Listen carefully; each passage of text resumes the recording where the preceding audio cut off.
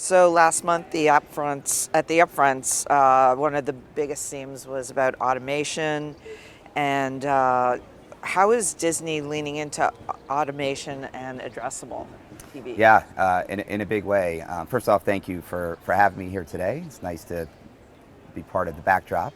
Yeah, I mean, it's just a month ago, as you mentioned, we were in New York at our annual upfront meetings, and for me, it felt different this year. A lot of energy. For us, we were able to represent our content and our brands. We brought our talent back, so across entertainment and sports. It was a really fun week and a busy week.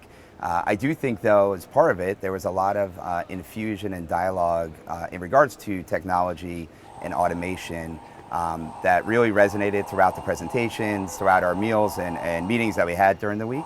And for us at Disney, we are really growing and expanding our automated opportunities, and our clients really want it. Yeah. We see it happening naturally. To date, today, we are about 50% automated and addressably led, which is a big number, and that's only going to continue to grow. What we do for our clients is really offer them options. If they want to transact direct or through PG or through biddable, the choice and that flexibility is up to them. But we do see a movement and growth in that space. Another word we use a lot is interoperability. And for us, what that means is really trying to allow and enable data that makes sense for our clients, and how do we then use it. So whether that's looking at retail media data, whether it's looking at setting up some new unified offerings with our DSPs. Another way is looking at measurement and insights and attribution. So we work with third parties such as VideoAmp.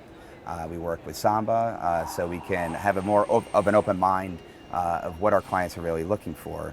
In addition to the measurement piece, there's a lot of like tech enablement that we're doing.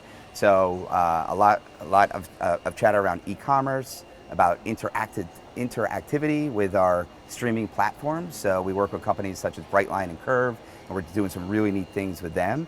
And then lastly, on the programmatic point, it's large partnerships with the Trade Desk and with Google DP360. So that movement is definitely happening.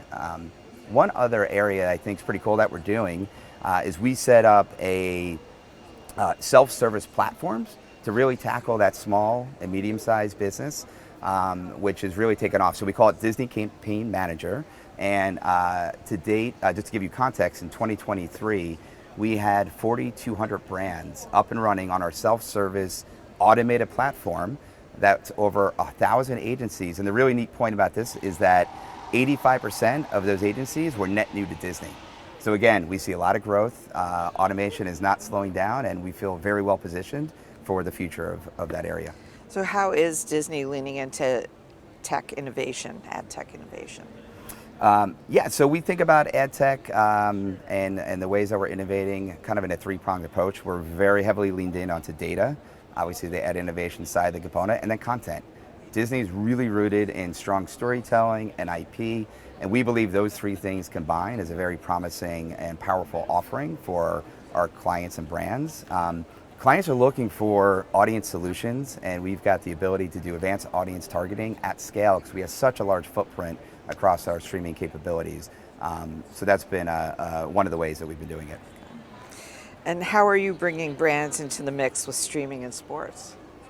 Yeah, so when looking at streaming and sports, we are obsessed with trying to super serve our consumers.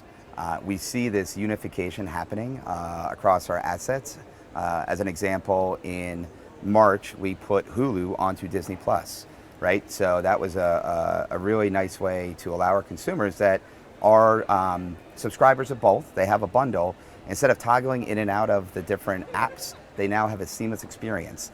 The follow-up on that from an advertising perspective, we can now do one Disney streaming deal, and you get access to both of those areas of content, which is, again, been very well received from our clients. So that's been one way. We also just announced that ESPN is also going to be on, the ESPN tile will be on Disney Plus by the end of the year. So again, just another example of how we see the future of ease of access for our consumers, rooted in incredible platforms and storytelling across both sports and entertainment, and really allowing for powerful engagement from our brand partners.